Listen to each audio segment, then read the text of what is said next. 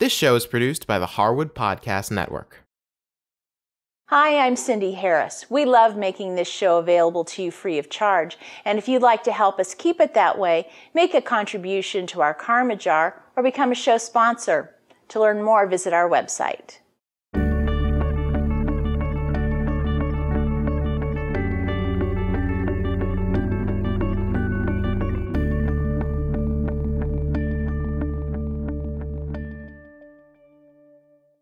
It's the third week of January. I've got a little daffodil, more of my mandarins are ripening up, and the camellias are starting to show. But I'm seeing lots of rose hips and black spot, and the roses themselves are just looking not so great, spindly, and they need some real help. But you know, sometimes you see some where the foliage looks pretty good, or you may even have a rose that's got a beautiful bud on it. Well, don't be taken in by this, because if you want to have beautiful roses in the spring, you do have to put the time in during this time of year when they're not really growing much and are fairly dormant. Well, today I'm going to show you a few basics on how to prune a rose. I know that pruning roses is intimidating to many gardeners, but actually it's really good for the plants. Becoming an accomplished rose pruner can take a lot of time and practice, but keep in mind that it's really hard to kill a rose with bad pruning. Remember that mistakes will grow out really quickly, and it's better to make a good effort at pruning roses than to let them just grow rampant.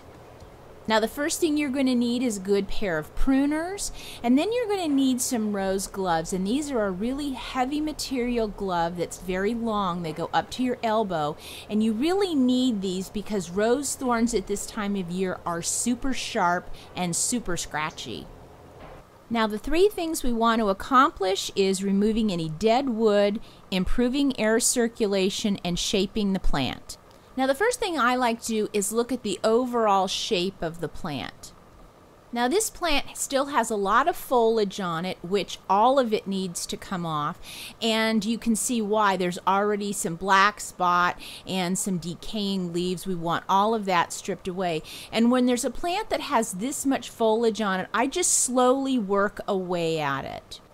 And I start by looking at the stem, and I look for little red growth buds just like this.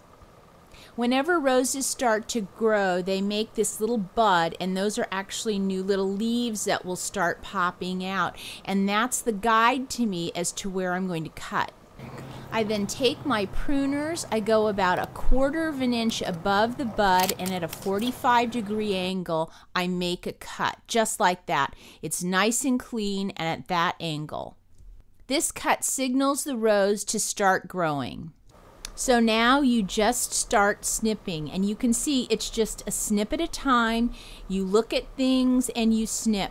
Don't feel like you have to, when you make one cut, that's the only cut that you can make on that particular little branch. Just keep doing a little bit at a time. I almost see trimming roses like a sculpture. You'll end up removing about 1/3 to 1/2 of the volume of the plant, leaving just the healthy canes and the center of the plant open. Now, as you're snipping, look for any dead wood, which tends to be a very light, almost grayish color. You'll want to get that out of there. And also look for any twiggy branches or branches that are crossing over, or that it seems like there's a lot of little branches kind of clumped together. You're going to want to thin that out because, again, air circulation is really important in the rose plants. And any leaves that are left on the plant, it all needs to be stripped clean. Now, I've been pruning this rose, which is called Betty Boop, and in the spring it will look like this because I took the time today to prune it. Well, if you have a rose or two out in your garden, I hope you'll get some confidence after today's show to be able to go out and prune them yourself, and you'll be so happy with what you get in the spring.